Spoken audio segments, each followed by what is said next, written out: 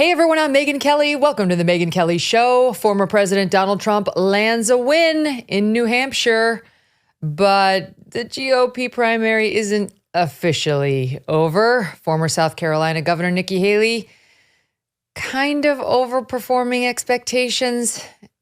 She overperformed some recent polls and vowing she will stay in this race.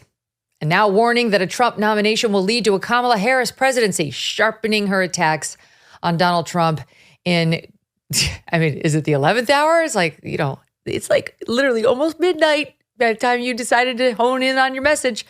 Trump calling Haley's move bullshit, term I know and love myself. Later, I'm going to be joined by Victor Davis Hanson with his perspective on all of this. But first, here with me today, one of the co-hosts of the Ruthless program, the man known as Comfortably Smug, and a co-host of the Fifth Column podcast, Michael Moynihan. Don't miss a moment. Subscribe to this show on YouTube and follow me on Insta, Facebook, and X. G-Defy shoes, a true departure from the ordinary for the past 5 decades. G-Defy uses patented and meticulously designed sole construction. This is not just about absorbing shock. They're on a mission to boost the biomechanics of how shoes work and to foster a movement that nurtures your body. It's not just a shoe, it's a device that alleviates pain and serves as natural footwear to preempt further wear and tear. G-Defy invests millions in the foundational construction of the shoe, but don't just take my word for it. Check out the reviews and the testimonials from people who attest to the impact of G-Defy shoes on their lives.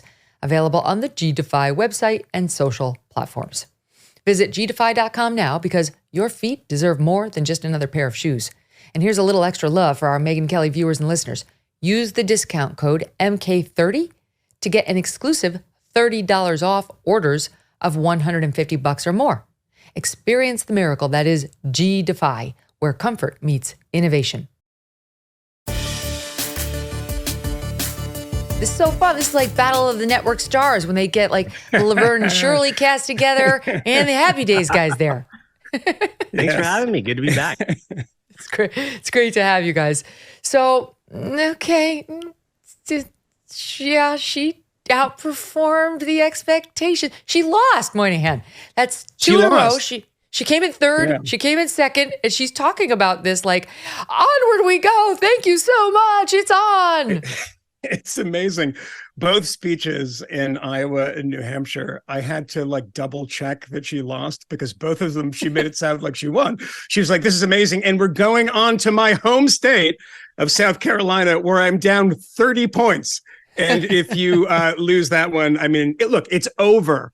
We have to be honest about this. And there's people in our position that try to make this much more interesting. And, she's saying it shouldn't be a coronation. Well, it isn't a coronation. Republican voters want Donald Trump. I'm not super happy about that. And I think, by the way, her attack, the 11th hour attack, which is the most convincing one, is that electing or nominating Donald Trump might get you, and the fairly high odds of this, I would say, a Kamala Harris presidency. That is the most convincing line that I've heard, by the way. Yeah, now we're talking. Made me shake a little bit. I was like, oh, wait, that's actually real. That actually might happen. So, yeah, it's over in that sense. Donald Trump won. She overperformed some of the polling, but so what? Who cares? It's New Hampshire, right. By the way, 40% of the electorate in New Hampshire are independents. That was the only shot she had was New Hampshire, and she lost. So it's over for her. It's like, Smug, she overperformed in that the last poll said she was going to lose by 22, and instead she lost by 11. That's a win. It's a win in this weird alternative. No, it's not. It's a loss. It's a double loss, and she's about to get crushed in South Carolina. There's no path. I think essentially what you have right now is not a candidate as much as like a dream. Like there's always been the theory that, going back to 2016, that if there's one candidate that can go one-on-one with Trump, of course, that's, the thing that Republican voters are crying out for, that, Rubio and Kasich and Ted Cruz, that situation didn't allow there to be a fair heads up 1-to-1. And voters finally have it in front of them. Granted, they got it, 24 hours before New Hampshire, but they got the one-on-one heads up. I think the theory going forward is she's already lined up a tremendous amount of fundraising events going into this week. A ton of money is going to be raised. Whether that's going to be enough to overcome Trump in South Carolina, I mean, I wouldn't bet on it personally. But you finally have what so many, people in the press, so many of the Never Trump conservatives have said that they wanted a direct choice, 1-to-1. It's here, and I would say I'll give the benefit of South Carolina. You can have your case of this is my home state, one-on-one. I believe Republican voters want to have an alternative. I say South Carolina is where you prove it. It's going to be tough to withstand 4 weeks of Trump coming down on you, especially when essentially every single candidate he beats lines up behind him. That's further convincing to his case that, okay, it's time for the party to come together. This is a wrap. I mean, I'm all for a one-on-one race for the Republican nomination. Trump's definitely got his fair share of baggage and then some that Republicans should be considering in deciding who to nominate. But the other one needs to be someone who Republicans like. And for whatever reason, the way this campaign has come down, they don't like Nikki Haley anymore. She's been sufficiently alienated from that MAGA base. Maybe it was Vivek in the debates. Maybe it was Trump with his bird brain tweets about her, whatever. Maybe she's just too neocon-y for a more isolationist Republican Party. It just hasn't worked. She won second place yesterday in New Hampshire thanks to independents, Moynihan. That's who voted for her. She's doing great with the independents. That's terrific. Sure. The independents are an extra. As the Republican, to get the nomination, you have to win with Republicans. And to win the general, you need all Republicans plus some independents. Yeah, I mean, that's Trump's weak spot there. I mean, Kayleigh McEnany is on Fox News last night. And of course, Trump responds to her, he only hires the best people, and then denounces them on Twitter or Truth Social after. But she said, look, this is in a way a win for Joe Biden, particularly when it comes to things like independence. I mean, Nikki Haley, they can denounce her and say she's only winning independents. These people are crossing over. They're not actual Republicans. Okay, fine. And that's why she is overperforming. But that's what Donald Trump needs. I mean, he is not going to win this election without those independents, and he's not going to tack to the center. He never does. And, you could say that Nikki Haley is not impressing Republicans because she's a neocon and things like that. I don't really buy that, but actually she does buy it in the sense that her last pitch in New Hampshire, she sounded like Christine O'Donnell saying, I'm not a witch. She's like, I'm not a warmonger. It's like, no, that's not how you do it. But this is all personality. She's bad at it. I'm sorry to say that on paper, I could like her policies and Ron DeSantis's policies more than Donald Trump. Vivek was annoying. Everyone understood that.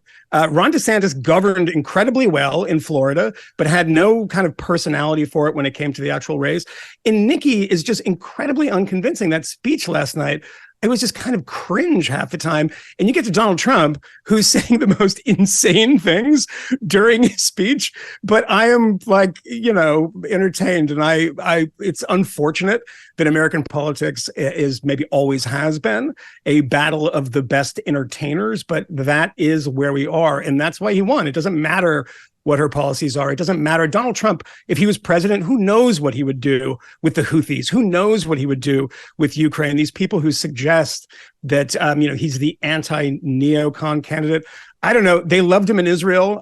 He sent 75 Tomahawk missiles into Syria. It's unclear what Donald Trump's ideology is, but we know what his personality is. And that is somebody who can run a very, very good race. And, if there's a debate between him and Joe Biden, I think we all know how that's going to go. It would be the most watched event in television history. Correct. It would really, it would have Super Bowl plus type numbers just to see that. I mean, just to see. Joe Biden can't do it and everyone knows. And Trump is so unhinged sometimes in the way he deals. Look how he did, 4 or 5 years ago when they debated and Trump didn't let him answer a single question. Can you imagine him now when he knows Biden actually can't answer the questions? Mm-hmm. The most devastating thing he could do is to be quiet. Let's just see. There was a lot in there. So I will say, I think Trump is more moderate. I don't think the Republicans, I think, would have been a little bit more dangerous going with a Ron DeSantis, who is definitely established conservative. And I don't know, it's just like that's, I think, more alienating to independents than somebody like Trump, whose personal behavior is shocking. to some extent, right? It's still, I mean, whatever is left of the shock ability. But who's, his policies, he's not really, he doesn't support the 6-week abortion ban. He probably doesn't support any more abortion bans, to be honest with you. He'd probably sign a 15-weeker if pressed, but I don't even know about that. Even on the trans stuff, he wiggled a little. He's much more of a New Yorker, like live and let live, and let's just worry about the economy. He's a transactional guy. So I think he would be more acceptable to moderates and independents. It's his temperament that people find problematic. So in a way, the Republicans have done themselves a service when it comes to the independent vote. She won last night, Smug, with the independents. Yes, because as between Nikki and Trump, if you're an independent, you're probably going to go for Nikki Haley. And they said they liked her position more on abortion and foreign policy. So there's some like neocon stuff in there. But there's a question about exactly who was signing up to vote for her and why. Was it all independents who don't find Trump acceptable? Or was it sort of crossovers who are just trying to make her look stronger and Trump look weaker than the facts would support? I give you this guy who was over on MSNBC. If you listen to the New York Times analysis of this on their podcast, The Daily, their reporter said he talked to a ton of these voters too. The MSNBC reporter said this person had talked to a ton of voters, just like the one you're about to hear from. It's anecdotal, but take a listen to this person in SOT 14. Christian, who did you vote for and why? Yeah, so thank you. I voted for Nikki Haley, and it was certainly a strategic vote. I think that the DNC is fairly resolute in their nomination for Joe Biden. And while I wouldn't vote for her in a general election, particularly on our differences with climate change solution, a woman's right to bodily autonomy, or incarceration rates, I think a vote for Nikki Haley helps diminish Trump's influence in the RNC and their nomination, but is also a vote towards democracy. And Christian is emblematic of so many conversations that I've had here throughout the day. So what do you make of that, Smug? Do you think Trump is as weak with and Haley's as strong with independents as those numbers suggest? So I think that is a major issue that is playing out. We've seen in polling for a while now that Nikki Haley of the Republican candidates performs the best in a general election. You can have the same body of voters polled, likely voters and registered voters. We've seen a number of polls that have been done on this, and Nikki Haley ends up performing the best when you include the entire body of voters and not just Republican primary voters, which I think is going to, end up becoming an issue when a lot of Republican primary voters are once again motivated by a sense of being wronged. And they see that a lot of that in Trump, who they see as being wronged with all these frivolous lawsuits. And that's when you saw Trump's poll numbers take off. If you go back and look at the cleave that began between the polling numbers that he had and his lead that grew eventually over Ron DeSantis when DeSantis first announced, when the lawsuits became the main issue of essentially the Democrats are out to get President Trump, that's when Republican primary voters kind of, came back to Trump. And that's when his numbers start to surge. That seems to be one of the largest motivating factors right now for Republican primary voters. And that's absolutely not a motivating factor for independent voters in the country right now. There's a significant number. We saw, Dean Phillips is putting up 20% on Joe Biden. That's insane when Joe Biden is a sitting president. There's a lot of disaffected voters, whether they are Democrats, whether they identify as independents. And losing those voters is what cost Trump the election previously. He had alienated suburban moms, for example, a very powerful voting group. And I think he's going to have difficulty again reaching them. Earlier, it was mentioned that he appears that he's going to be more of a moderate on abortion. That's going to be probably the top issue that Democrats try to hammer because they can't run on Joe Biden's got a great economy. Voters absolutely don't feel like it's a great economy. But when you had Donald Trump at a town hall say, I'm the one responsible for Roe v. Wade being overturned, I'm the one who picked those justices, I'm the one who got Roe v. Wade killed, that's going to be the message that Democrats put front and center to make sure that suburban moms stay in the column for Biden. Yes, they will. And Trump had to say that because it's true and Republican voters tend to love it. But I mean, it's very easily handled on the campaign trail when you've switched to the general, which is Roe versus Wade was an abomination. It was a terrible decision. Even liberal scholars admitted that, and it had no business being on the books. I'm the one who got the Supreme Court justices appointed who said, forget it. It's bad jurisprudence. Let's give it back to the states. Now it's a state by state fight. I'm going to keep the federal government out of it.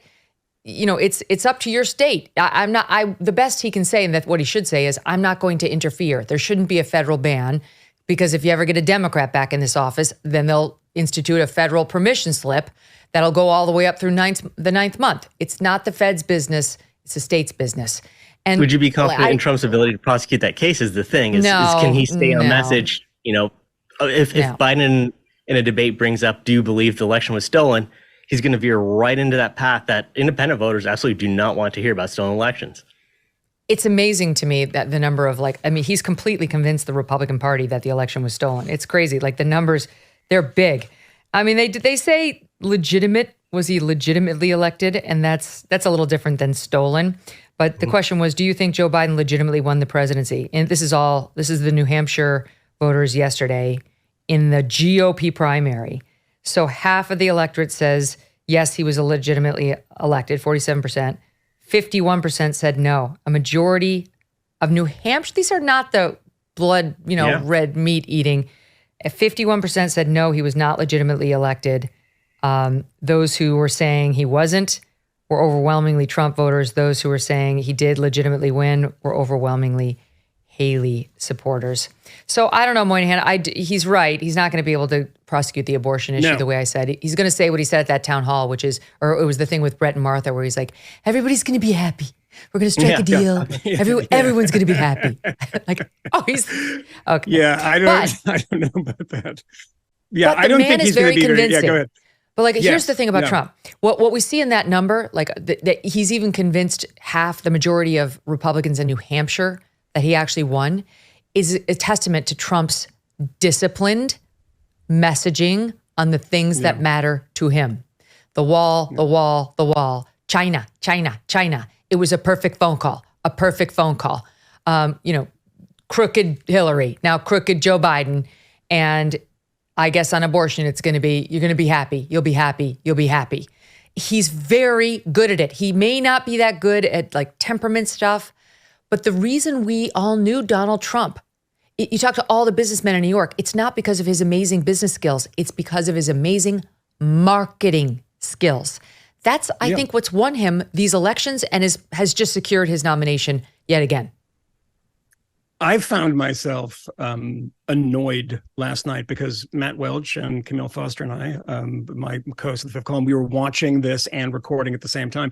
And I found myself annoyed when MSNBC, because we had to watch MSNBC, would of course cut away because there was a lie, says the woman, Rachel Maddow, who is convinced the world that Russia is controlling the White House, or was controlling the White House. It's cut away. And I found myself disappointed, and I'm somebody who doesn't really like Donald Trump in so many ways, but I love watching him speak. He is magnetic. He is a great personality. I don't think that's what the quality for, the best president should be. But to your point, by the way, about his moderation, and I think that's right. And I think it's an under appreciated point. The Christian conservatives, the religious conservatives have not performed well and have not. I mean, you think of people like Rick Santorum, Mike Huckabee, Ted Cruz, in a way. I mean, and Ron DeSantis this time, the 6-week ban and stuff. Donald Trump not only attacked that, but also attacked him for going after Disney too much. I mean, that's not a culture warrior guy there. He's setting himself up in opposition. And of course, he's going to take any opposite position of Ron DeSantis when he's running against him. But he has the ability to be kind of the person he is the New York conservative who is not very conservative. I mean, it's very hard to be a conservative in 2024. He gives, in the most hilarious way, gives Vivek Ramaswamy a minute. You have a minute, which is like sort of partially humiliating. And he gets up there. And the only thing that he says when it comes to policy is, I am not going, well, he talks about Ukraine, of course, but I am not going to allow them to, or he's not going to allow them to touch Social Security.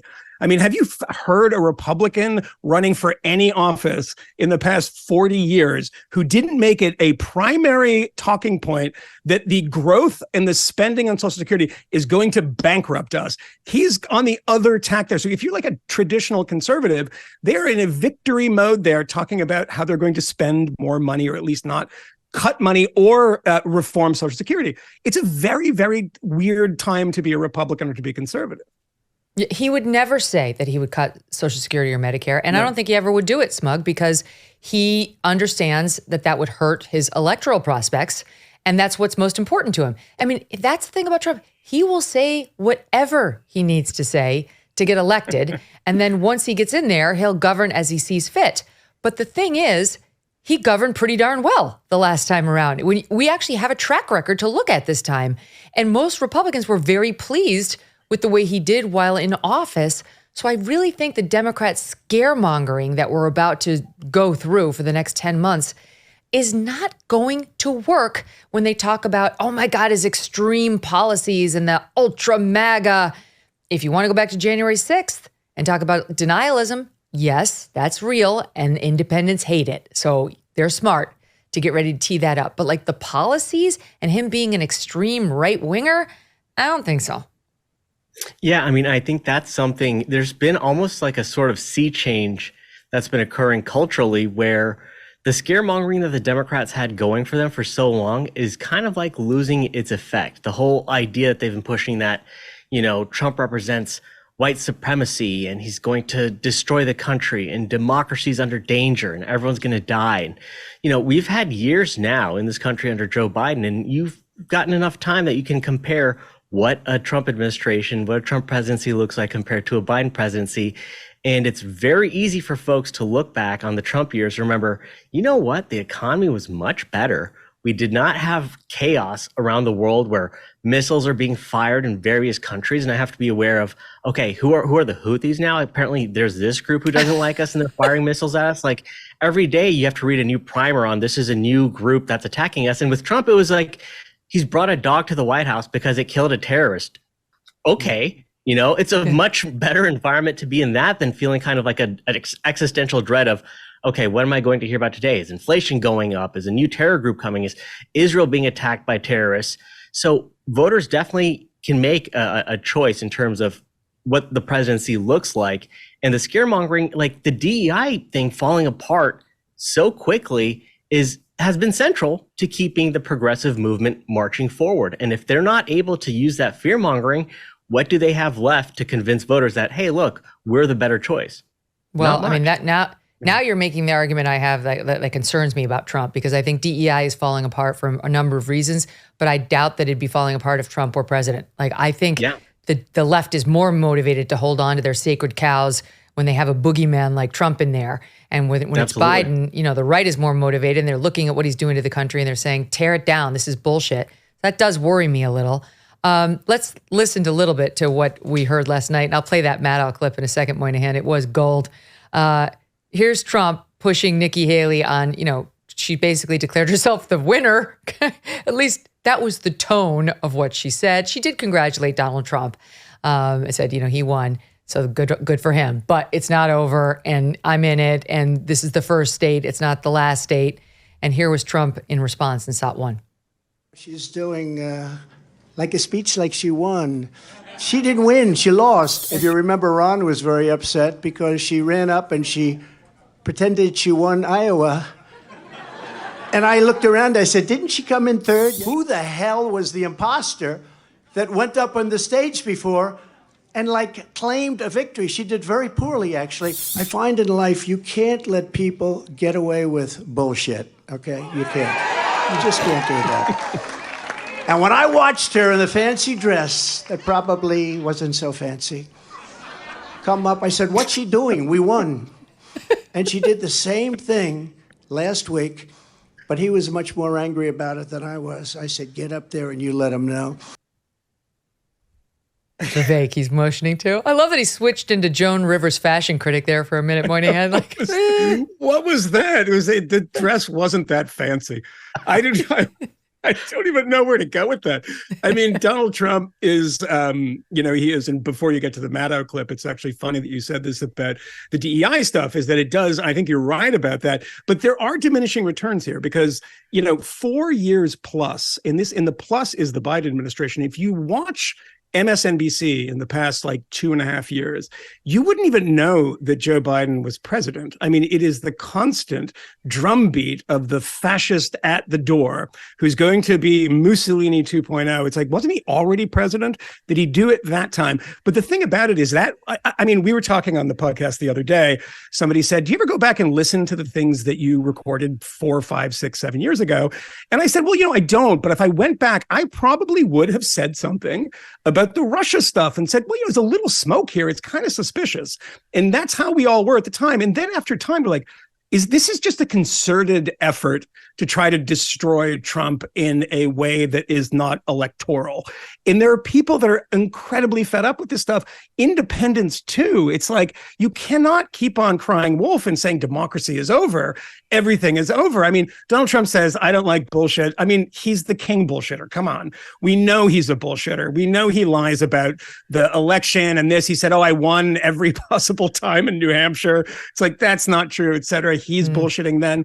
But at the same time, you can denounce the fake news media, but you need the fake news media because as fake as they are, incredibly beneficial to you, because I've met so many people who say, look, I don't like the guy. I don't like his temperament. I don't like his tweets. This was a common refrain when I was at Trump rallies, but the way they treat him is so horribly. And they find that this is like, they don't care that he's a billionaire who had a television show that was #1. They're like, he's being unfairly treated. He's not a Russian stooge.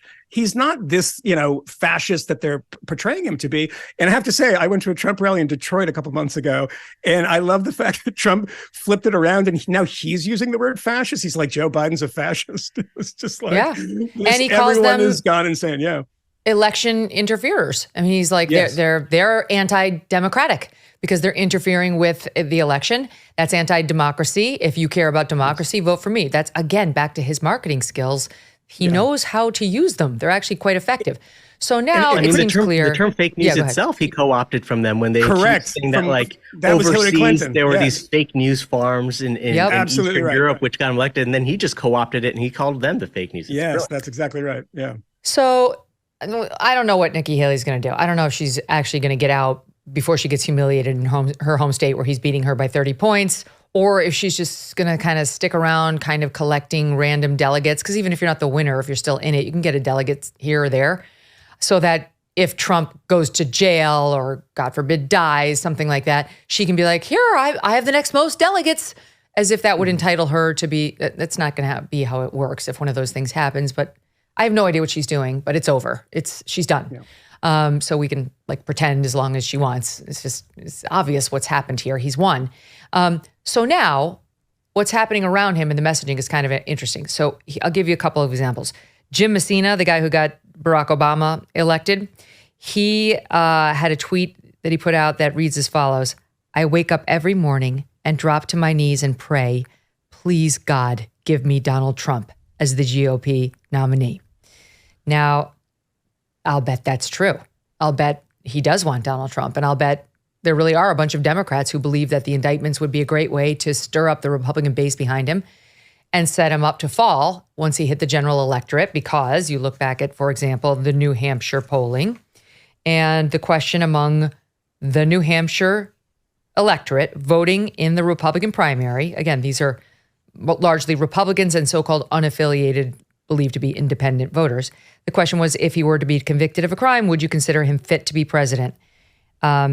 Yes, 54%, 42% said no. 42% of those voting in the GOP primary yesterday in New Hampshire said if he gets convicted, he's not fit.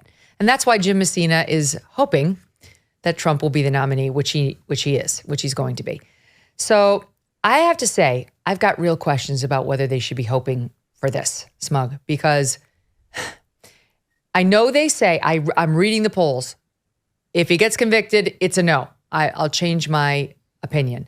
But I really think, given the amount of coverage that's going to come this next year, and coverage not just from MSNBC, but from you and from you guys, Moynihan on the Fifth Column, and from me and from Ben Shapiro, people who are not bought and paid for by anyone, but can see what's being done to him, even if you're not a huge Trump fan, that will permeate. I would venture to say, I know between the three of us, we actually have a fair amount of independents listening to us. Moynihan, your podcast is more libertarian. You're more sort of standard Republican smug, you guys. I'm center right, but I got a lot of center lefties listening to me. They're going to hear the truth. And I am just not convinced that when push comes to shove, these valuable independents who he does need are going to be so horrified at a, quote, conviction, because I think the truth about Jack Smith, already about Fani Willis, never mind Alvin Bragg, is going to come out. It's coming out.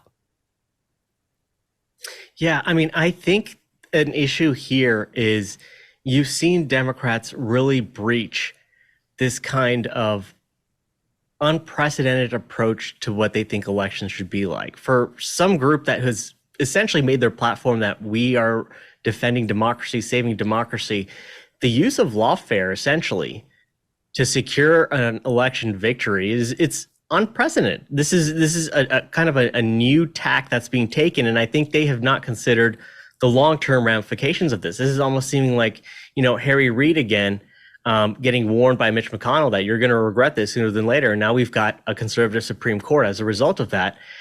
The fact that Democrats are counting on, we want to be able to sue someone into losing an election, that's the approach, that they want to be able to control voter perception through the use of elected officials who run on, I will sue Donald Trump. It's a very new kind of way to approach elections. And it's an extremely cynical approach to voters. And I think it will really poison, for all this talk of we need a leader who can bring back a divided America together. That's the best way to cleave almost irreparably the electorate, where you make it that we will win elections by any means necessary. They've already shown their willingness to try and have, members of the former CIA and FBI people saying, oh yeah, this Hunter Biden thing, it's classic Russian disinformation. Ahead of an election, they wanted to withhold information from voters. And then afterwards they're like, oh, well, what are you going to do? It was real. We already won. So the cynical approach that Democrats have taken is starting to catch up with them. I think the polling among independent voters is very real. They are still, if Trump is convicted, they're gone. They will flee, and that's pretty much ball game. But I think going forward, making that, a part of their election campaign process of just suing their opponents into submission, winning elections by any means necessary, is really going to cleave the country. I just don't know. I read the polls. I do not deny that's what the independents are saying. Conviction, it's a no.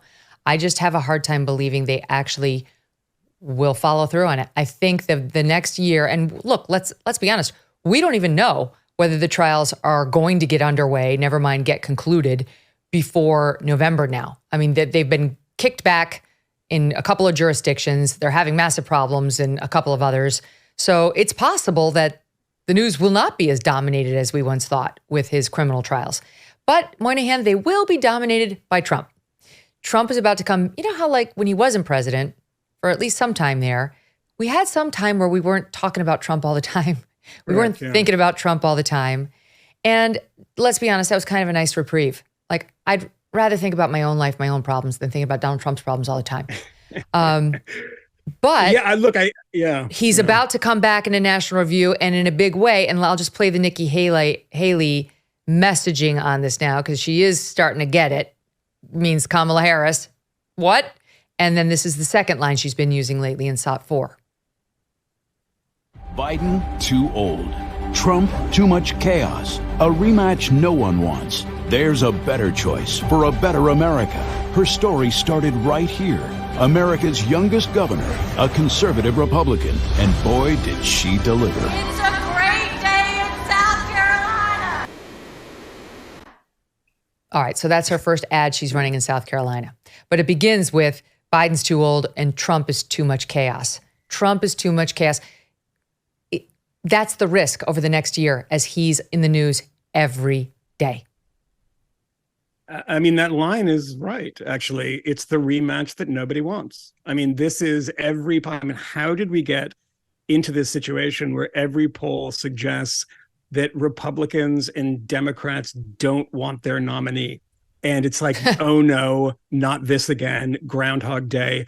with 2020. It's like, do we need this? And as you said, it's like you get a reprieve from Trump and you feel kind of like you can exhale a little bit. And, you know, to the point of independence, I mean, I think you're right if they're educated independents, if they're engaged independents. If the people are not that engaged, I mean, the specifics of Fani Willis and Alvin Bragg and some of this stuff eludes people, not because they're not clever and not bright. They're just not paying that much attention. But I think that, you know, they have lives. And, you know, what Smug said is also right, is that, you know, what really drives people crazy is this idea that to save democracy, we have to smother elements of democracy. So, for instance, the hilarious thing of Rachel Maddow saying, we don't want this dictator and this anti-democratic, we're just going to, you can't hear him. You're too stupid to actually hear him. Now we've teased it twice. Let's play it. Stop 5.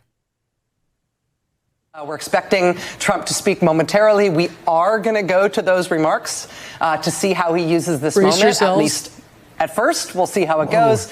Again, this is a decision that is one that we consider to be an open-ended, live decision. Let's go to Trump headquarters right now in Nashua, New Hampshire. You know, we won New Hampshire 3 times now. Three.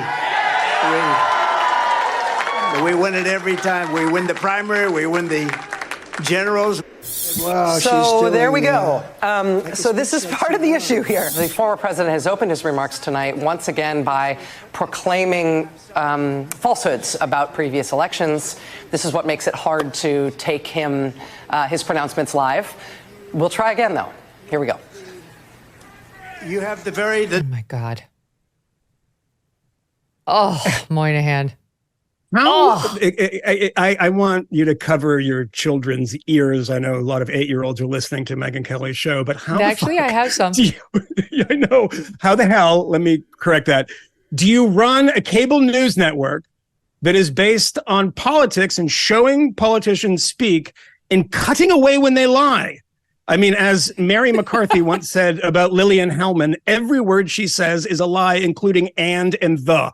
This is what happens with politicians. They lie. But why are you so specific about protecting us from this person? It is so condescending to listeners, to viewers, to voters that you can't make up your mind. I, Rachel Maddow, can make it up for you because I'm going to tell you. And by the way, when you're talking about the end of democracy, and as Smug said, you have a couple of things going on here. We want to keep somebody off the ballot. We're going to prevent you, never been convicted of a crime, but we think it's probably real, so we're going to keep him off the ballot. If this keeps going in the Supreme Court, we're going to stack the Supreme Court. We have to make it bigger. The last person to try to do that was FDR in 1936. I mean, imagine all of these things that we have to correct the errors of Americans. We believe in democracy insofar as people vote the way we want.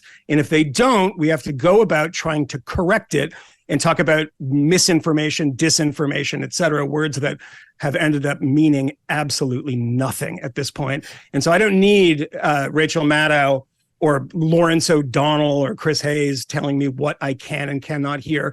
And I can adjudicate for myself, and people that I know can do the same thing, of what is true and what is not true. Stop trying to be the paternalist in the TV studio in Manhattan. It's so true. My mommy in black, Rachel Maddow, with your, my mommy in a turtleneck. It's an open-ended live discussion. It's an open-ended live decision on whether we're going to stay with this. And now you see why we had to cut away. We're going to try again. We'll give him another chance, but he's going to lose that snack forever if he once again doesn't listen to mommy. I mean, that's Smug. Speaking really of Smug, that's Smug incarnate. Yeah, it's a very odd kind of like paternalism, but at the same time, it's fundamentally based on the idea that democracy is when the party in control decides who's allowed on the ballot, which is just the wildest ever possible definition that is being defended right now by the Democrats every single day, of where they're saying that, like, okay, well, we have elected officials who ran specifically on that they would sue Donald Trump. And the outcome of that should decide whether a candidate is allowed on the ballot. On the face of it, it's absolutely stunning. And then to try and portray the candidate that they are punishing in such a fashion as a fascist is unbelievable.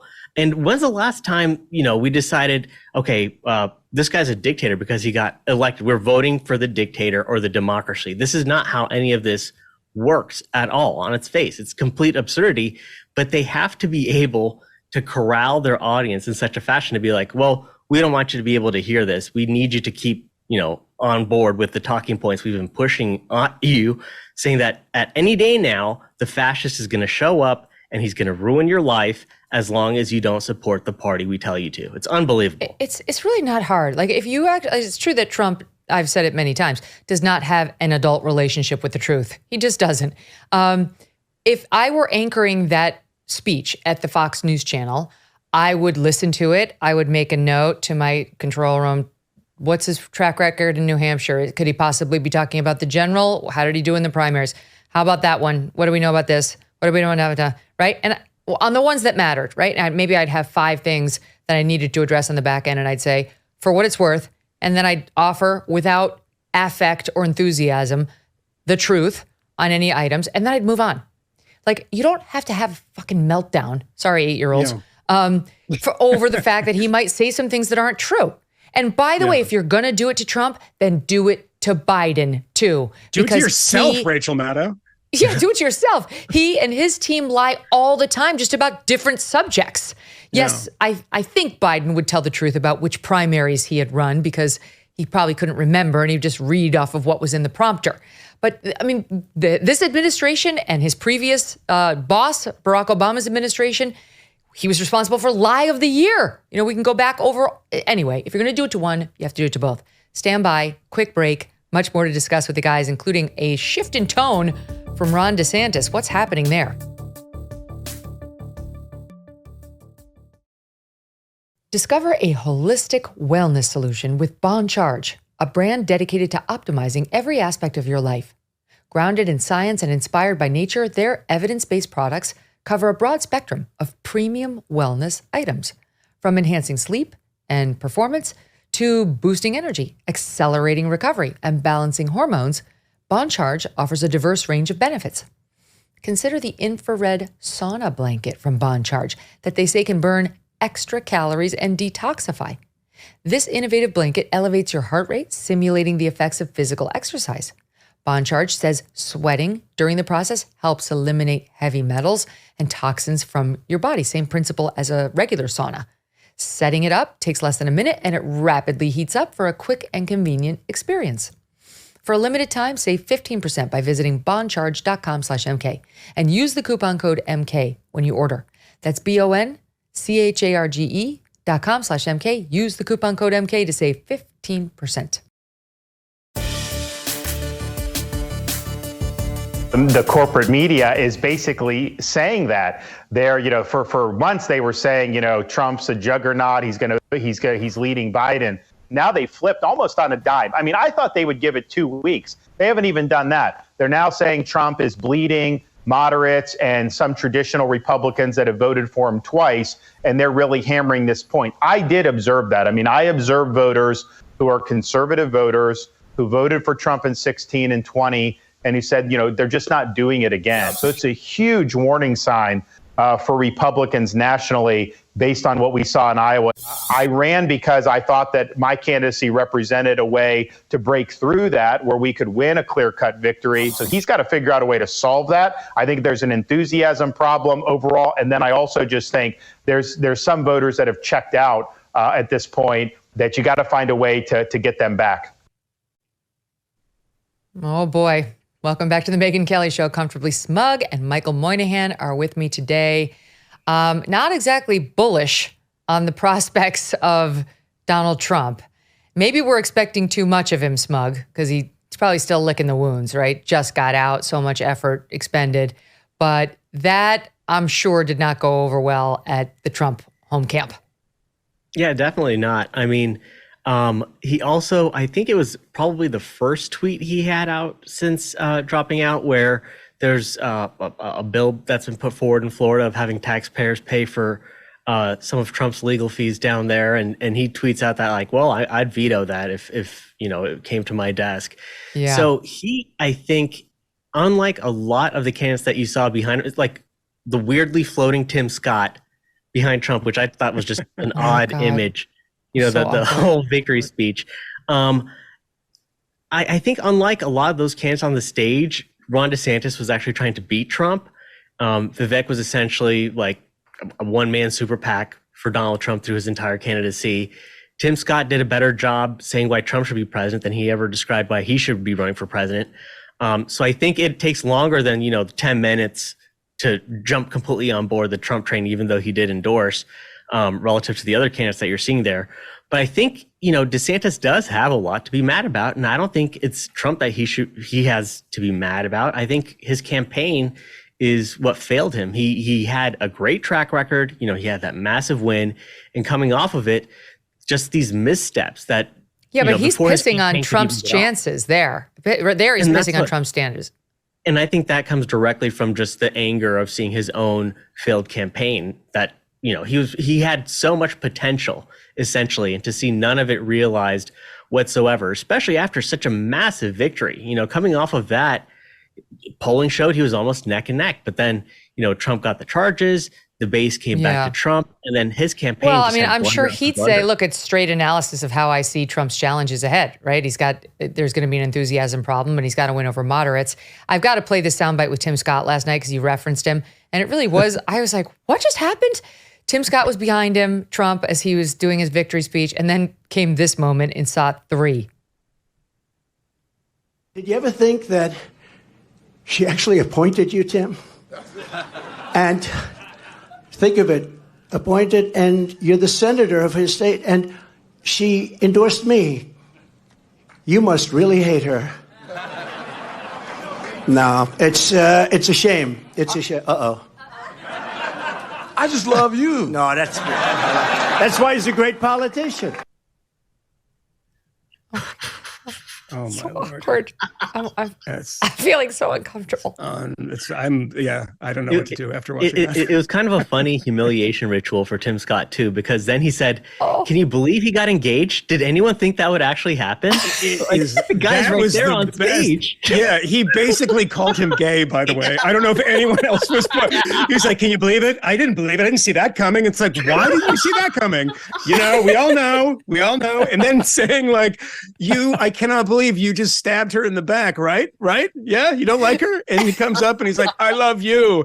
It's like the ritual humiliation, and the people just go through with it. And that is, I guess, when people say there's a culty nature to the MAGA movement, it's like, all right, I guess I see it now. And okay, so what you're talking about. And to DeSantis's point is like, he's not wrong. I mean, that is actually a totally normal analysis of what Trump is up against in the general. Yeah. The problem is that Ron DeSantis, it's like being a baseball player, a professional that is very good in the field but can't hit. He was very good in Florida. He governed in a way that the Floridians were very happy with. He won by like 2 votes against Andrew Gillum and then stomped to victory against Charlie Crist. And because, he did very well with COVID. He did very well with, many weather events that he responded to in a great way, but he couldn't figure out how to run a national campaign. And one of the things he didn't do, which I think people should have done, and people in his team should have made him do, because I know no one in his team liked Donald Trump because I talked to them about this, but is to differentiate himself and to go after Donald Trump. They were always expressing fealty in some ways. And so it doesn't surprise me to see Tim Scott up there being like, oh, you just called me gay, but I love you. It's like, that was amazing. That was amazing when you called me gay. That was my favorite bit of your speech. It's like, dude, seriously, have some self-respect, please. I mean, as Smug said, Vivek was doing the whole time. He was running to be Trump's friend, if not his VP. Yeah. But that was never, but no one wanted to differentiate themselves. I mean, even Nikki didn't do it very much. I mean, she said at one point, because of polling, she went on the abortion thing, after Republicans lose in Kansas, everywhere. And everywhere in every sort of conservative state, and then she comes out and says, I'm not, on board with like the 6-week stuff. And then she differentiates herself a little bit from Republicans, but not even from Trump in that. And no one did that. They were not running against him. They were running against each other as Donald Trump looked on saying, look at you fools. Mm-hmm. And that's what happened. Yeah, it worked out perfectly. Here's a little bit more from DeSantis. Tell me what you think of this, Sab. I think we have time. Number 8. Well, we'll see if we have a country left by 2028. I mean, I think I agreed with you, Steve. I viewed 24 as really a hinge point in American history. And if we don't get it right, I don't know what it's going to look like in the future. So who knows? We'll be active. We'll be exercising leadership down here in Florida and holding down the fort for freedom. And so we'll see what the future holds.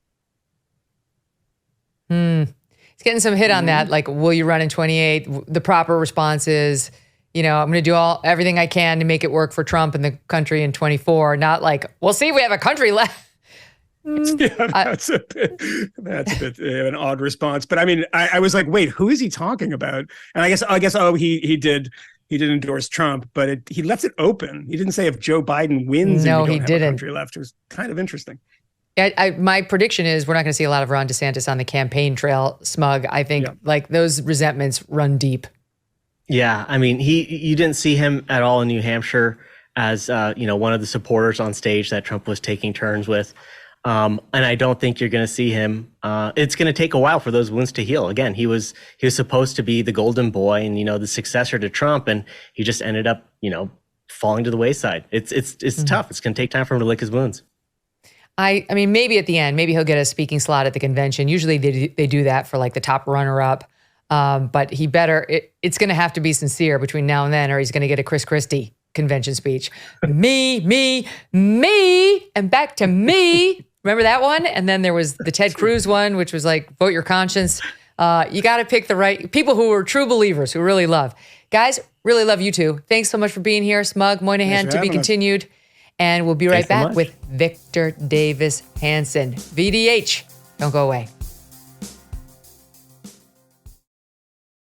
True or false? Using your tax refund to pay off credit card debt is smart. False. Donewithdebt.com published a strategy designed to let you keep that hard-earned tax refund and reduce or eliminate credit card debt. Most Americans owe thousands in credit card debt that will take years to pay off, if at all. Done with Debt found that filing bankruptcy is usually not the answer, and they say taking out loans to pay off credit cards usually increases debt. When you engage Done with Debt, their legal experts and skilled negotiators take on the credit card companies for you. Their winning strategies are designed with one goal: solve your debt situation quickly and permanently. First things first, you chat with a Done with Debt strategist and explore your solutions. Some debt fighting strategies are time sensitive, so you're going to need to move quickly. For a free consultation, visit donewithdebt.com. That's donewithdebt, DEBT.com. Joining me now for more analysis of New Hampshire and the 2024 race, as well as what is happening right now at the southern border, Victor Davis Hanson, senior fellow at the Hoover Institution and author of the new book out this May, The End of Everything. Victor, welcome back to the show. So what did you think of last night's results? Well, I think Nikki Haley, she always wanted a two-person race, and she got it. And she got the ideal state in which more people voted in the Republican primary who weren't Republican than were Republican.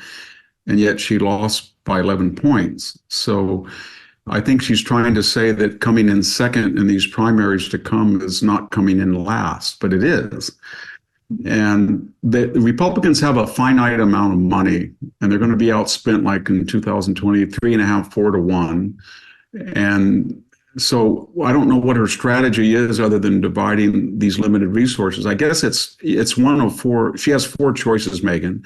She can do the Ron DeSantis and avoid being wiped out in South Carolina, her native state, or maybe drop out at some point right after that and endorse Donald Trump and then hope for a high-level appointment in the Trump administration.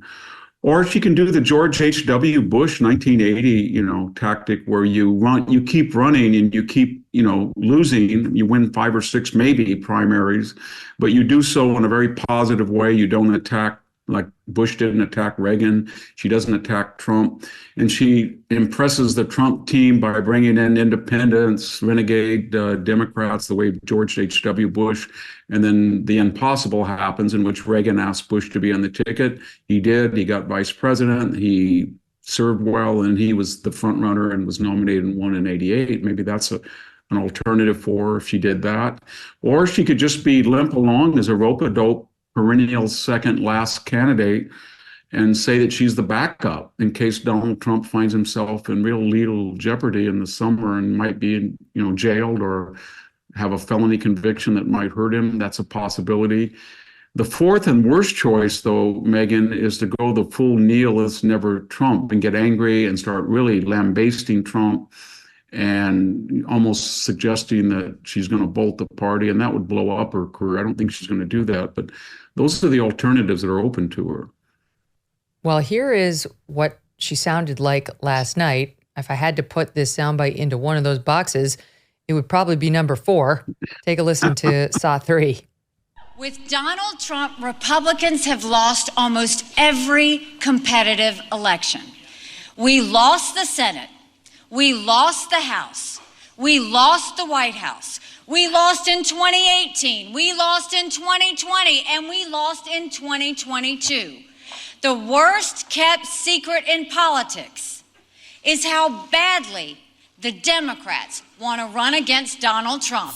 A Trump nomination is a Biden win and a Kamala Harris presidency.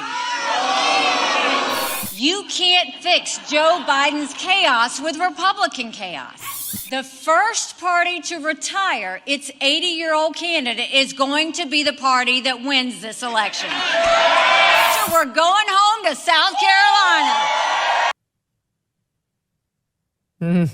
The interesting thing, Victor, is she spoke before Trump, and then Trump got up there and took some shots at her dress, and just in general, he was just kind of ticked off. And all the headlines today are angry Trump, a red-faced, irate, rageful. It's like, listen to what she said. She said it with a smile. She has a nice tone, but those are serious insults and barbs at the man. Of course he's going to fight back. It's Trump. Yeah, and I know that he's had some cognitive issues lately, confusing Nancy Pelosi with Nikki Haley, but more or less, he gives these 1 hour long monologues without missing a beat. It's pretty amazing that a person at that age, and when she starts attacking age in general rather than differentiating people who are not cognitively alert at that age, she kind of insults people that are septuagenarians or octogenarians who are voters. That's not a wise thing, I think, necessarily.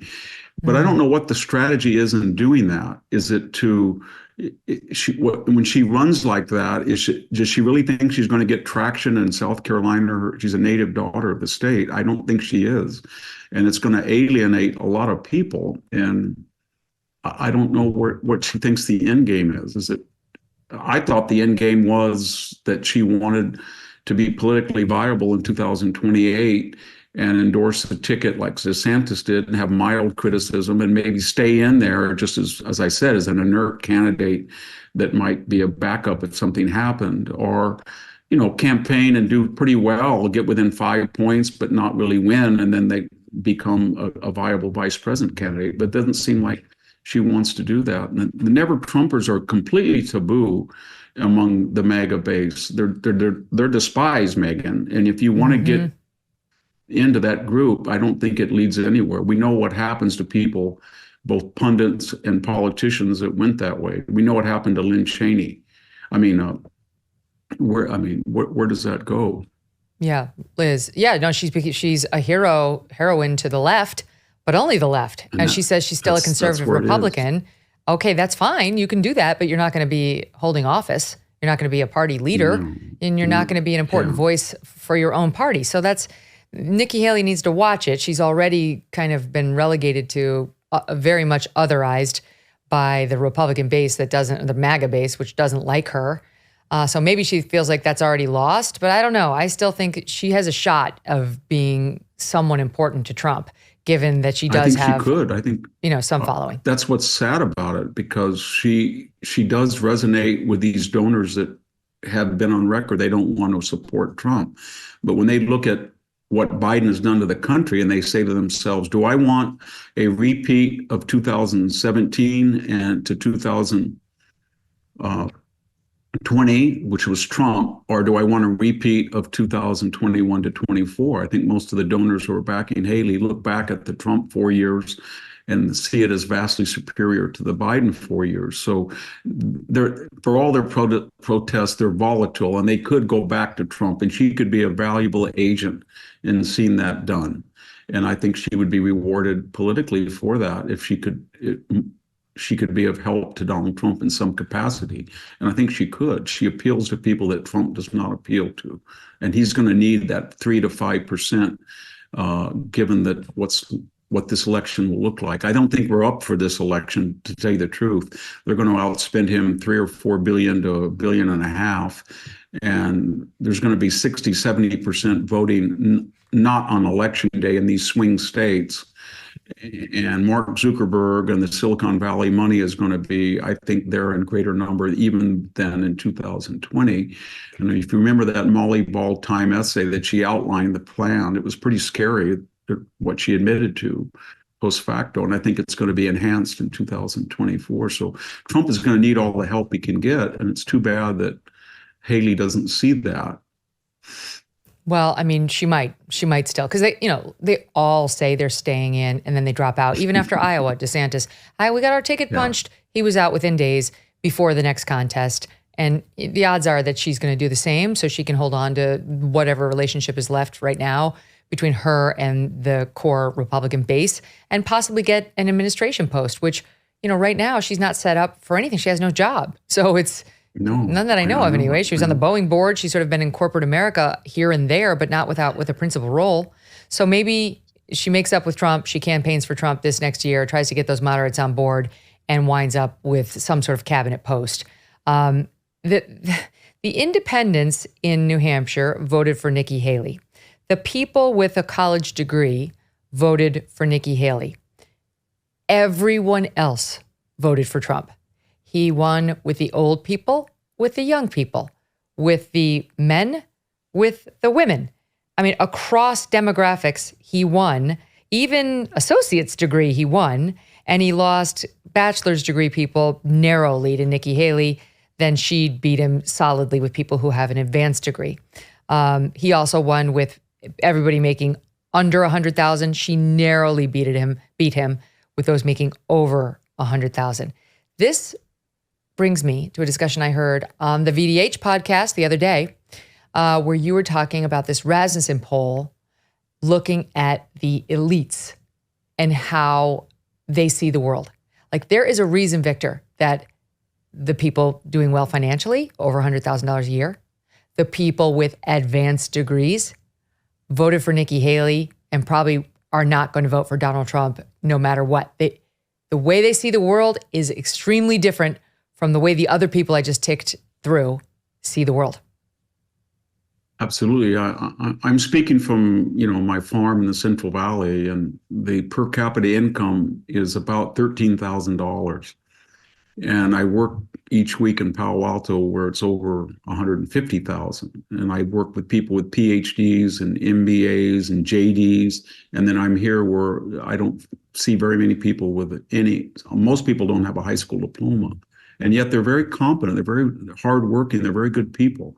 Mostly they're Mexican-American citizens and so-called illegal immigrants. But it's a dichotomy, and when I go drive that 200 miles, I see what globalization did and enrich the Bay Area, and it impoverished people who were involved in muscular labor. In other words, what they did could be Xeroxed in other countries, both their labor or the whole company could be outsourced.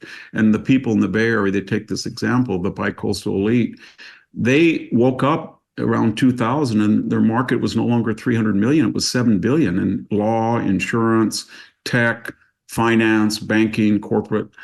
And they've created a level of wealth that is just unprecedented in civilization, which is okay. It enriches all of us. But the problem is that they became utopian and they came up with these crazy ideas about education, about energy, about race. And it was all predicated that the real life consequences, whether it was critical legal theory, critical race theory, the green theories, they never were subject to the consequences of their own ideology. They just experimented on the losers of globalization. And that's what Trump understood. And so he was trying to create an ecumenical class party that wasn't predicated on racial differences. And he may be successful in getting the highest number of Latinos and blacks in the next election, if he's careful, than we've ever seen for a Republican. But this wealthy group hasn't really been examined, and because they own the media and academia, K through 12, entertainment, the corporate boardroom, the popular culture, they're really exempt from really introspection on who they are, what their values are. But I think they've been a very pernicious influence on this country, and they're very selfish people, and we don't say that because they have all of these degrees, they have the right zip codes, they have the right 401ks, they have the right professions, and they're very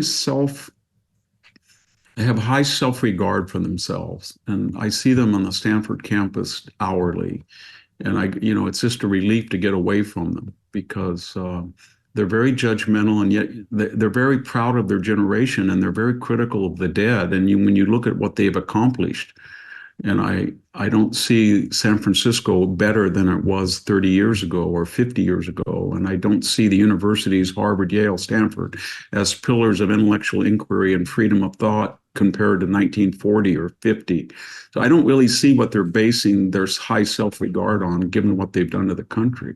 Yeah, they're in their own little bubble. Here's some of the data from I heard you discussing, and it's a very interesting Wall Street Journal article that you were taking up. It's by Kim Strassel of the Wall Street Journal.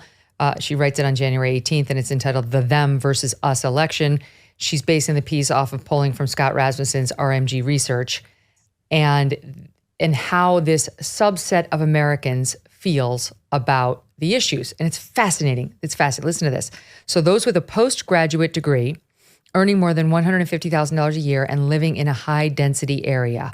These are what are considered elites for the purposes of this poll, all right? Postgraduate degree, more than $150K, living in an urban area.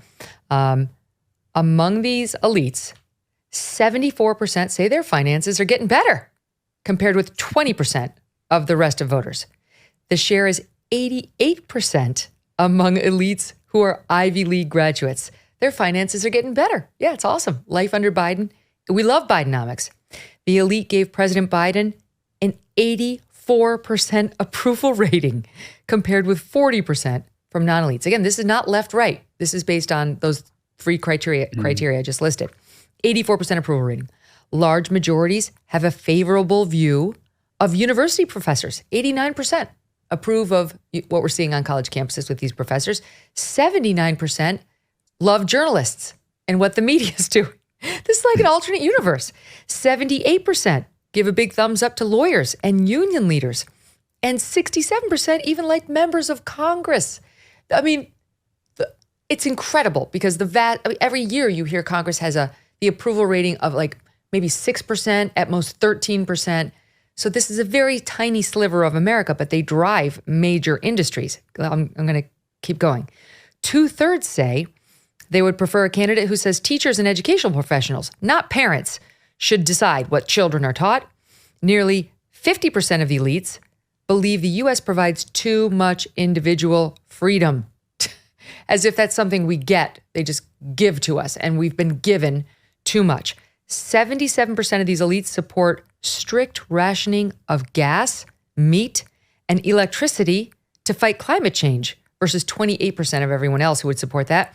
And finally, more than two-thirds of elite Ivy League graduates favor banning things like gasoline-powered cars and stoves and inessential air travel, all because they want to support the environment. These people, no wonder they're freaked out by MAGA and Trump. They have absolutely nothing in common with regular people, real regular people. They don't. I work in the San Francisco, Silicon Valley, Stanford triad, and I see them every day. They're very peculiar people because they insulate themselves from the consequences, as I said, of their ideas. So they hate teachers' unions. I mean, they love teachers' unions. They hate charter schools. They hate homeschooling. And yet their kids are not in the public schools. They hate jet travel for hoi polloi, but they love to be, tag along on private jets. And they want kilowatts up to 30, 40 cents, 40 cents for a kilowatt for heating and cooling, and yet they live in a Bay Area environment that's about 65 degrees year round, where they don't even need air conditioning. And yet every once in a while you see a chink in their armor, or you get a glimpse into their soul. And by that I mean sometimes, on rare occasions, the consequences of their ideology hit them. And we saw that with illegal immigration. They praised illegal immigration. They loved their maids. They loved their nannies. They loved their landscapers. But every once in a while it hits them when people go to Martha's Vineyard, or the red state governors say, why don't you share the burden in New York or Chicago or Seattle? Then they show that they get angry about what's happening to them. You also saw it with the DEI and the effect on kind of what I would call repertory admissions, where, to take one case where I work, 20% of the incoming Stanford classes the last 2 years have been so-called whites. And that meant there's not enough room for brilliant white kids, especially white males with perfect SAT scores, which SAT was dropped as a requirement, or perfect GPA. And not all of them are billionaires that can buy their way in, and not all of them are kids of rich alumni or legacies or administrators or faculty. So a large number of straight A kids with high test scores, optional, they submitted, did not get into places like Harvard and Stanford. And all of a sudden, these people were furious. They said, this is unfair. This is racist. This is horrible. And in other words, they never thought it would happen to them, just like with immigration. And that really shows me, when you see these contradictions come home to roost to them, and they get irate, but they never quite see that they created these situations that have hurt people for generations, and now they just barely start to affect them, and they go hysterical. And if the Republicans are coherent and they can create a large lower middle and upper middle class coalition that transcends race and starts talking about not equity but equality of opportunity in the real sense, and starts addressing these, they could win really big. They could do a lot of good by winning the House and the Senate and the presidency. And it requires a lot from Trump, because, that speech he gave in Iowa, I thought it was brilliant. And it just drove the acceptance speech. It drove the media crazy. They didn't want to cover it. It was much better than the one he gave in New Hampshire. And when he set aside that I'm not a vindictive person, I don't hold grudges. Anytime he does that, he smiles, he's got a twinkle in his eye. And so he's capable of doing that. And everybody said he can't do it. He's Trump. Trump, he goes in. No, I don't believe that. I think he can do that. And if he were to do that, he could win a Reagan 1980 type revolutionary election. And that's the hope, I think, that we all have. But I don't know if it's going to come to fruition. They have to unite. There's so many things against the conservative MAGA movement. There really is. The institutional opposition, the cultural opposition, the international opposition, the financial opposition. And the only chance they have is to unite. Yes, as you just pointed out, the way they changed it in 2020, it hasn't been unchanged. It hasn't. When you know that all these swing states, as I said, they're all going to vote 70, 60% non-election day. And so they have to unite. They have to raise money. They have to be disciplined. Trump's got to be ecumenical. And that's a lot of ifs. But if they were to do that, they could win, and they could really make things better for everybody. There was the Supreme Court ruling this week saying that it's complicated, but the sum and substance of it is Texas put up barbed wire and a flotilla that looks sort of like a barrier to entry at one of its busiest entry point for illegals, because the feds are doing nothing. I mean, it's truly just they're doing what they can to try to protect their citizenry. And rather than just leave well enough alone, the Biden administration saying, you know what, we didn't do it, but no one's going to hold it against us if we don't interfere with Texas's attempt to protect itself. We're going to go down there and we are going to interfere. And we're going to sue them, and we're going to try to make them take all that down, because we're in charge of immigration, which they are. The feds are in charge of immigration, but they're not doing it. So they did go into court. And after a Fifth Circuit Court of Appeals ruling in Texas's favor, saying that the Border Patrol should not interfere with that barbed wire, unless it was a case of an emergency. So that Texas had won. The feds were being kept out. Went up to the Supreme Court. It has to still be heard on the merits, but a temporary decision was handed down by the high court saying, while the case is pending, the feds win. Basically, they can interfere. They can do what they want. They're in charge of the border. If they want that wire down, they can take down that wire. And Texas, you can't stop them. Well, something extraordinary is happening right now. And I told the audience yesterday, I oppose it. We're getting some disobedience from Texas saying we're not going to let them. And as much as I'm on Texas's side, and I know you are too, Victor, you can't have it. Supreme Court, the orders must be obeyed. They have to be obeyed if we are to have a country. The rule of law is what holds us together, whether we like it or we don't. And we really don't want to set a precedent that you can blow off their opinions when conservatives have finally amassed a 6-3 majority for the first time in decades. And the principal case has not yet been decided. It could still go Texas's way. This is not worth it for the next 6 months to disobey the order and set that precedent. And yet they appear to be doing it. However, I want to get your thoughts on that, but this is my real question to you. What is going to happen? So far, the feds haven't done it. So far, the feds haven't gotten down there. It just came down the other day. They haven't gone down there to try to pull down the fences, the wire, the barrier, all that. You get videotape of the Biden administration chopping down the wire fence, removing it. I mean, it's the essential rolling out the red carpet. As the news comes out, like we just saw today, again, God bless Bill Malugin of Fox News. Here's just one guy who was arrested Sunday, as in a few days ago. A cartel member with 40 plus illegal entry attempts. Just one of those is a federal felony that should land you in jail for 2 years. This guy has 40 over the last 2 years during the Biden administration. We don't enforce the law. We let them come in. He's a cartel member of one of the most dangerous, they're all extremely dangerous, but one of the most brutal enforcement wings of the most brutal cartels.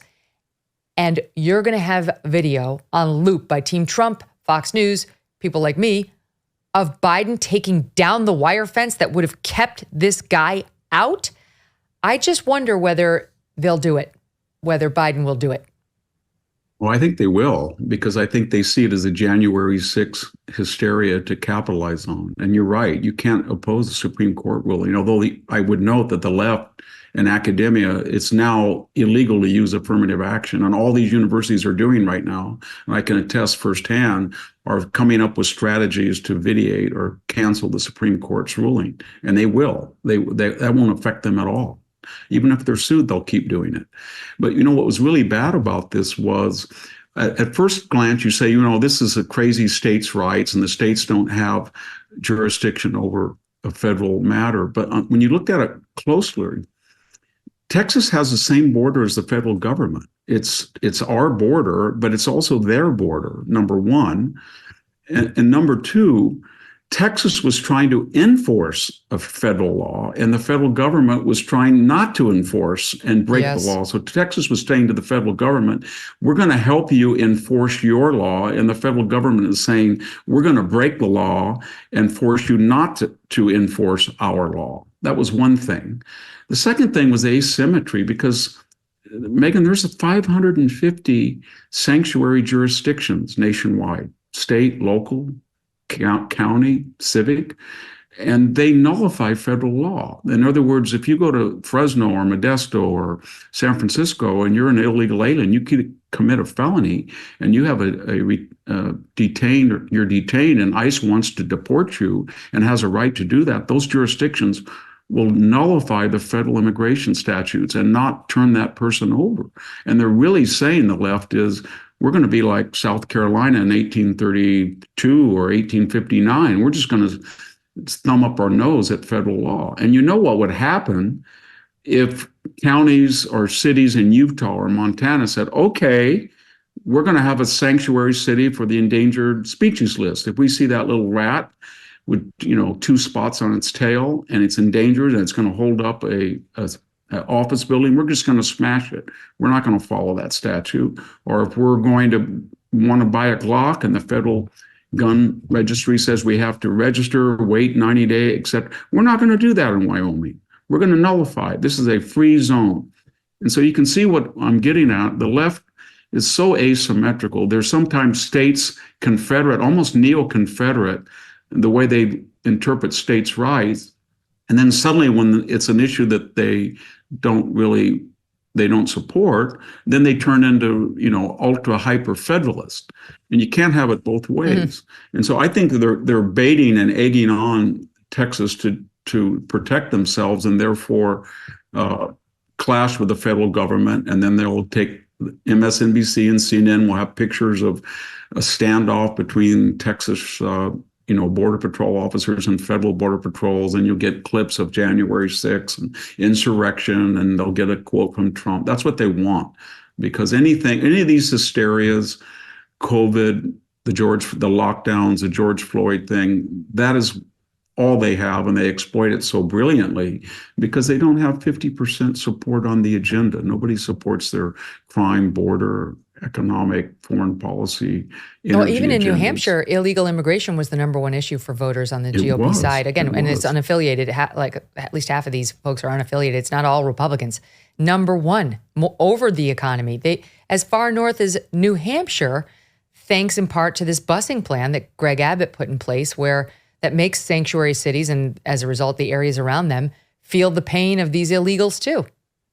Yeah, I don't think people realize what's happening. I live in a county in an area where people are bussed in. So about a year ago, I had an allergic reaction of all things to a bee sting, and I had to go to the ER. I was completely passed out. I almost, 70 over, and I just passed out. Ambulance came. There was not one person in the ER that spoke English of the patient. I was the only person. And the doctors were trying to do their best, but they were just overwhelmed. And when I go to my specialist for a problem, say 2 years ago, there were 8 or 9 people in the waiting, there's 30. And when I drive down my avenue, there used to be a little litter, but we have so many homes now with people who are living illegally and they don't have trash pickup. I'm talking about whole appliances. I'm talking about car seats. I'm talking about bags and bags of wet garbage. I'm talking about everything from dead cats to human feces just thrown throughout, just as if it is in Mexico. And when you say this to people who are not experiencing it, that they get angry and say you're racist. And then all of a sudden, Eric Adams says, well, wait a minute, there's parks in New York where there's human feces, excrement. We can't believe this. What's happening? Well, it's coming home. And that's what all of us have been dealing with for years. But now it's out at the point where it's not sustainable. And it's really hard on a lot of minority communities because they've tried so hard to get advanced placement in their schools. And suddenly when you're inundated with people who don't speak English, and some of them don't speak Spanish. They speak an indigenous dialect. You have to have bilingual education again. Or your grandmother's at a dialysis clinic and she's got an appointment, and suddenly there's 50 people clamoring for that one machine. And that happens all the time. And the Biden family and the people around them they never worry about this. It's like they had the same attitude on this as they did East Palestine. Well, even some Republicans, as you know, it's not just limited to the Democrats, this sort of old school Chamber of Commerce Republicans who are being rejected by MAGA. I hate to say it, it's the Chamber of Commerce, big corporation, Wall Street Journal editorial page. That's who they are. If you try to get your information on what's happening in Texas or anyplace else from the Wall Street Journal, you are going to get spun right into how bad all those border efforts Texas is doing are. And how, it's really, no one likes it. It's dangerous. I mean, you might as well just read MSNBC. Meanwhile, I mean, the Babylon Bee, which is such an important cultural voice, right? Like they just kind of get these things and make an attempt at humor out of them, allow us to laugh a little bit. But the reason that Texas suffered this defeat, temporary though it may be, in the U.S. Supreme Court was because 3 liberals joined with two of the conservatives, Chief Justice Roberts and Amy Coney Barrett, a Trump appointee, to say the feds can interfere with the fence. And then the Babylon Bee tweets out the following, Victor. Amy Coney Barrett says ruling for open border has nothing to do with landscaping work she needs done this summer. Yeah, I mean, they're not wrong. And people on the court who are on the left have absolute rigid discipline. There's never a dissenting And they all say that no one ever says to the three in the minority, or when there was four, or even when they had a majority, no one ever says that lockstep, complete discipline, every liberal cause is somehow wrong. But when the Republicans or the conservatives on the bench do it, it is. And so that puts enormous pressure on conservative justice. They live in that environment in Washington. Everybody wants to be liked. They like to look in the newspapers and see that they're praised as sober and judicious and ecumenical. And so it's just really depressing to see them rule like that. When they should move out of Washington. This is back to my husband's theory. My husband's theory is that we should not have any attractive Supreme Court justices, that they get pulled into the Georgetown party circuit. They're kind of, it's important to them to be loved and have the affirmation of people around them, because that's what being attractive your whole life has gotten you. And I will say, Amy Coney Barrett, she's lovely. And Chief Justice Roberts, he's a good-looking man. Those are the two. This is a made-up theory, but it's kind of onto something. O'Connor was the same way. She was a very charismatic person. Reagan appointed her, and pretty soon she wanted to be loved, and she was. She was a very nice person and a good judge, but she wasn't a conservative by the end of her career on the bench. And she ruled, right. One of her worst rulings was to affirm another 20 years or something of affirmative action. And I think that's one of the biggest problems that the Republicans have in general, just to take off on that point, that they don't have these institutions that communicate with us, and the methods of journalism or reading or video or audio communication, and they want to be liked and they want to be accepted, and they can't face the tragic reality that if you are going to support the customs and traditions of the United States and what made us exceptionally unique in a very bizarre postmodern world that we live in, you're going to be hated. And these institutions are going to try to destroy you and discredit you and defame you. And you have to accept that as the price of trying to save the society and the culture and the civilization. But and that's what really gets, I see it so often with pundits, or book writers. They want a good book review in the New York Review of Books, or they want to be, PBS or NPR, but it's not going to happen because they don't want you if you're genuine and authentic in your views.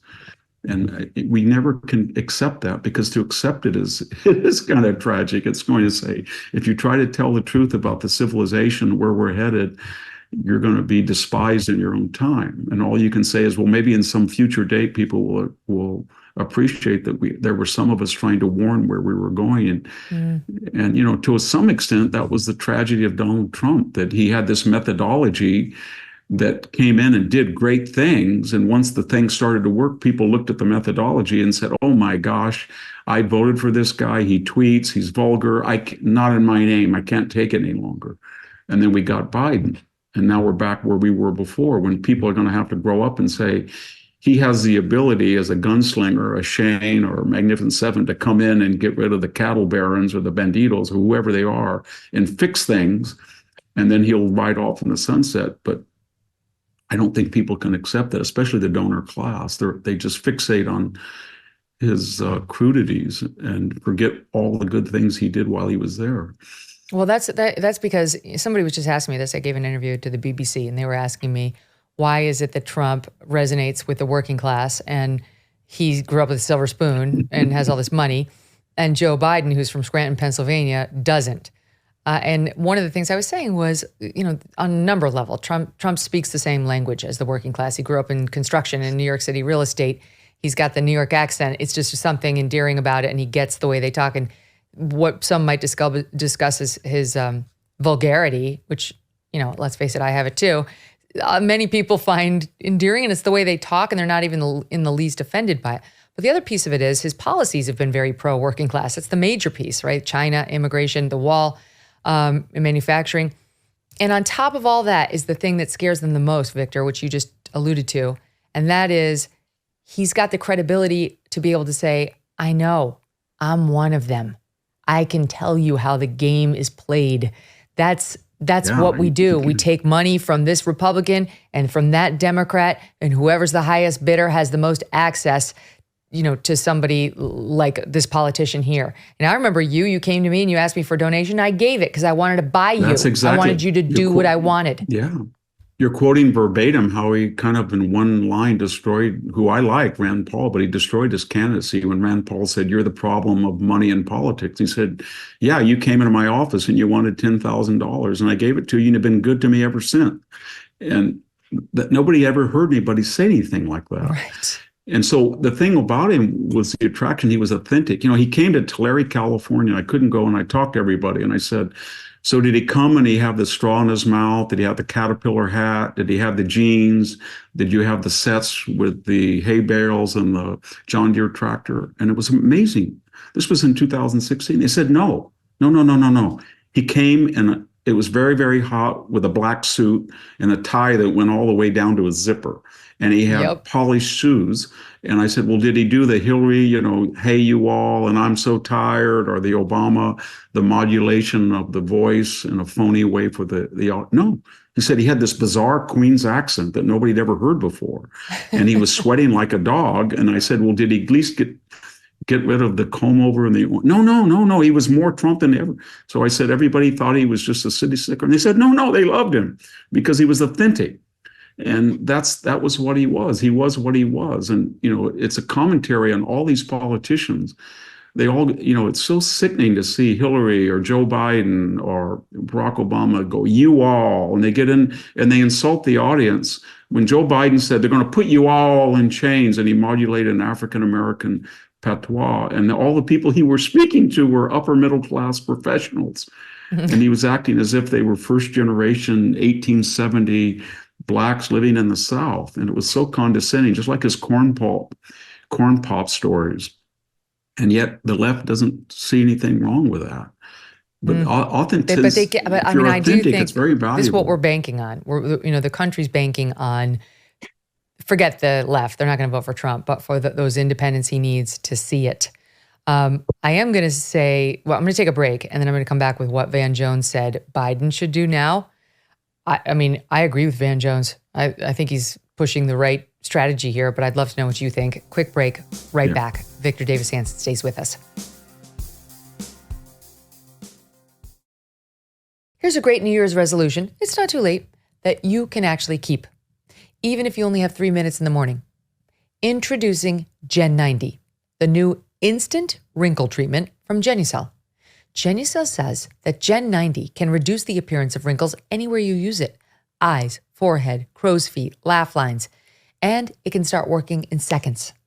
Genucel says Gen 90 is 2 generations better than any immediate effects product, which is already super popular, and years ahead of the skincare market.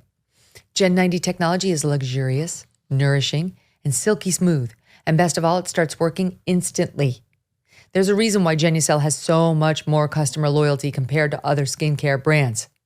Gen 90 is on sale right now at Genucel.com, and it's included in their bestseller package.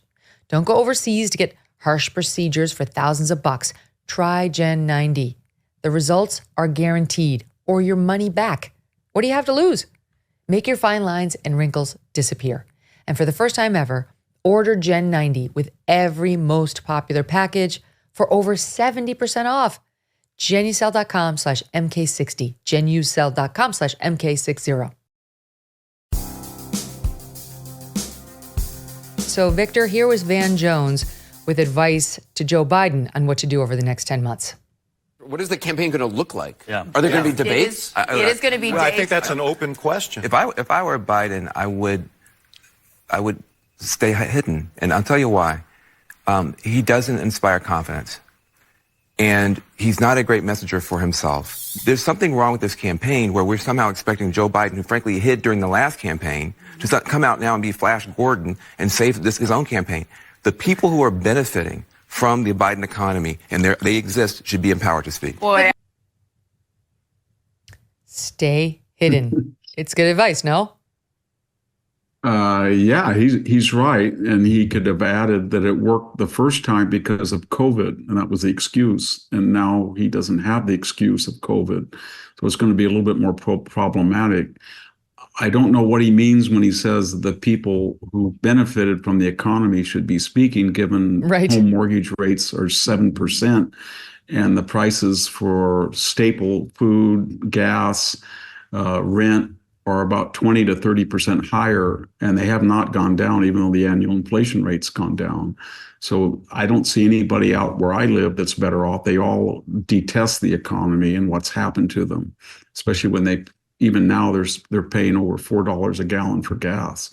So I don't see that. I don't think he wants them.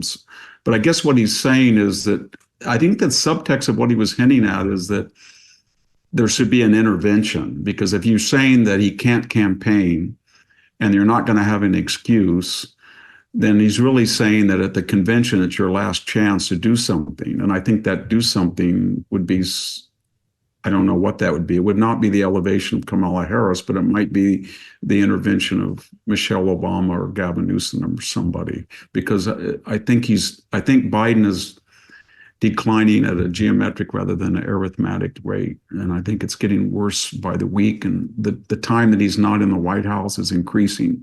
I don't think we've ever seen a president that is working 3 to 4 days a week maximum, and not all day. And just a few hours a day. Let me show you an example of the latest, Victor. He was on Tuesday in Virginia trying to say something about don't mess with the women of America. But take a listen to what it sounded like. We'll teach Donald Trump a valuable lesson. Don't mess with the women in America unless you want to get the benefit. What? Every day with the marbles in the mouth. You can't understand. I mean, when Van Jones is being very charitable when he says he's not an effective messenger, it's so far beyond that. Yeah, I mean, I think what he's saying is, look, when we had high inflation, I covered for him. When the interest rates went up, I covered for him. When we see all the stuff going on in the Middle East and Afghanistan, I covered for him. When we see the crime going, I covered for him. When I saw the open border, I covered for him. When he's hid in the basement, I covered for him. But at some point, I'm kind of like the 51 intelligence authorities that lied about the lap. At some point, I can't do this any longer. And we got to do something. He's got to get out there and debate, but he can't get out there and debate. And yet we can't keep telling everybody that he's perfectly cognizant and there's no problem. And so I think he's trying to warn people either that he's not going to do it anymore, and or that they shouldn't do it anymore, or that Biden shouldn't do it anymore.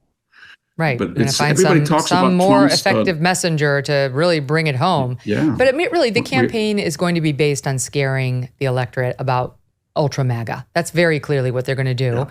Can't say I disagree with the attempt, right? Because you can't keep touting Bidenomics or the border. So it's going to be trying to scare people. But I will say credit to Dean Phillips, who is this Democratic challenger to Biden. He really only had to play in New Hampshire, where Biden wasn't on the ballot for all sorts of reasons. Dean Phillips was. He wound up getting 20%, which was, okay, got 20%. I mean, Dean Phillips doesn't have any shot, but he's a nice guy. He came on the show, and I think he's an interesting man. He's a centrist, so I like centrists. And listen to what he said about the Trump electorate and what his party is not understanding in SOT 9.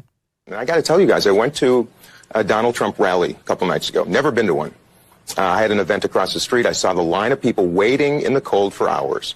And I thought, what the heck? You know, I'm going to be a leader who actually invites people, doesn't condemn them. Met probably 50 Trump people waiting in line.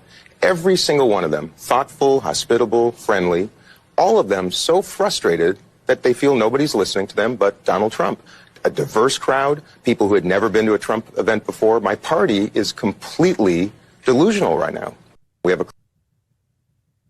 Right. They're completely delusional in characterizing these people as something to be afraid of, silenced, defeated, avoided.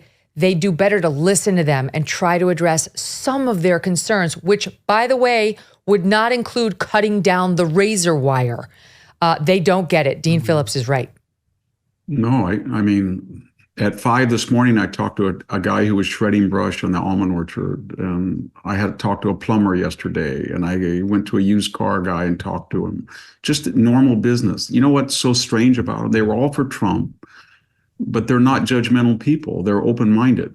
And they just are voting for him, not because of some cosmic theory, but because they feel that things were going their way 3 years ago, and they're definitely not going their way now. But the irony is, when you go up to the Silicon Valley people or the people on the Stanford campus, they are ideologue. They're set. They're intolerant. You try to talk to them, they get angry. They get ad hominem.